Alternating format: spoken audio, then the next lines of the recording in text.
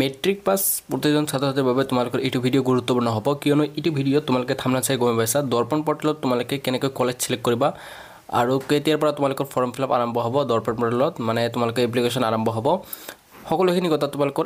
step বাই step জনাই দিম ভিডিঅ'টো স্কিপ নকৰিবা স্কিপ কৰিলে গম নাপাবা ঠিক আছে সো বলকে ভিডিঅ'টো আৰম্ভ কৰা আৰু যদি চেনেলটো সাবস্ক্ৰাইব কৰা নাই চেনেলটো সাবস্ক্ৰাইব কৰি দিবা নোটিছ তোমালোকৰ দৰ্পণ পৰ্টেলৰ পৰা তোমালোকৰ জাৰি মানে আজেকৰ তৰফৰ পৰা তোমালোকৰ জাৰি কৰা হৈছে আসাম ষ্টেট এডুকেশ্যন বৰ্ডৰ পৰা জাৰি কৰা হৈছে এই নোটিছখনত তোমালোকৰ কি কি দিয়া আছে মই তোমালোকক বিতংভাৱে জনাবলৈ চেষ্টা কৰিম তোমালোকে ইয়াতে কিছুমান দেখিবলৈ পাইছে ইম্পৰ্টেন্ট ডেটস কিছুমান দিয়া আছে ইম্পৰ্টেন্ট ডেটস সমূহত তোমালোকে যদি চোৱা প্ৰথম নম্বৰত দিয়া আছে সাবমিশন অফ অনলাইন এপ্লিকেশন বাই এপ্লিকেন্টস মানে দৰ্পণ পৰ্টেলত কেতিয়াৰ পৰা তোমালোকৰ অনলাইন এপ্লিকেশন আৰম্ভ হ'ব কলেজ সিলেক্টৰ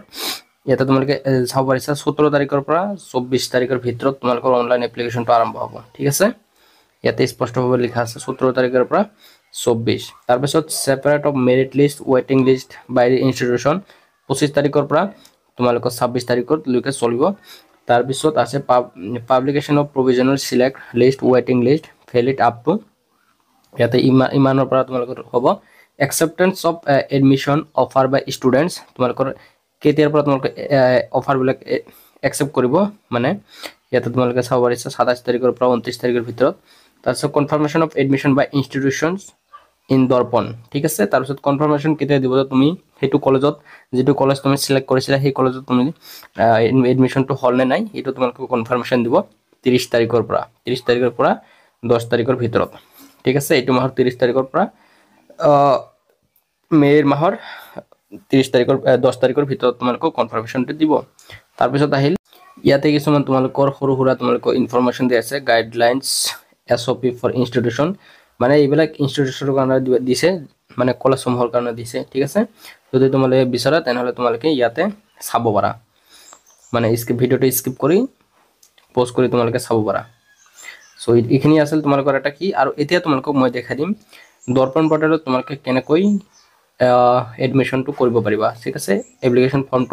ফৰ্ম ফিল আপ কৰিব পাৰিবা ঠিক আছে ভিডিওটো স্কিপ নকৰিবা তোমালোকক দেখাই দি আছো এতিয়া তোমালোকক দেখাই দিম যে দৰ্পণ পৰ্টেলত তোমালোকে কেনেকৈ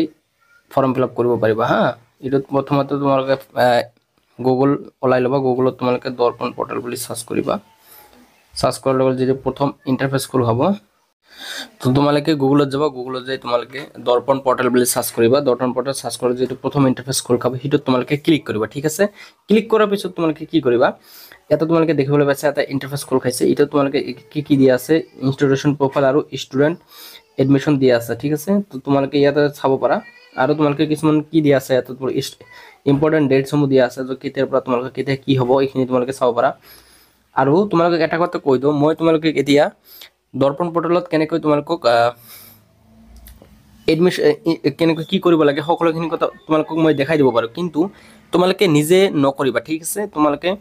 যে এডমিশনটো নিজে নলবা তোমালোকে কি কৰিবা তোমালোকৰ নিয়াৰবাই শপ যদি থাকে কম্পিউটাৰ শপ বা CHC যদি থাকে তাতে তোমালোকে যাবা যাই তাতে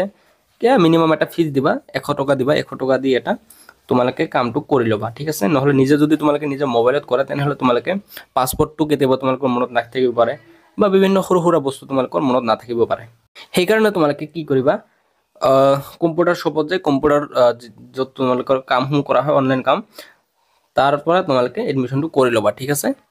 সো নিজে নকৰিবা নিজে কৰিলে তোমালোকৰ কেতিয়াবা বাই মিস্টেকলি ফেল হোৱাৰ চান্স বহুত থাকে সো এইখিনি আছিল তোমালোকৰ এটা সৰু সৰু তোমালোকে ইনফৰমেশন দি দিলো আৰু তোমালোকক দেখাই দিলো কেনেকৈ কি কৰিবা সো ইটো ওয়েবসাইটৰ জৰিয়তে তোমালোকে এডমিশনটো হ'ব দৰ্পণ পৰ্টেলত যোৱাবাৰো হৈছিল এইবাৰো হ'ব সো মৰমৰ ছাত্ৰ ছাত্ৰীসকল কিবা ডাউট থাকিলে কমেন্ট সেকশনত জনাবা সো আদাৰ কাৰণে আছিল ধন্যবাদ কি ওয়াচিং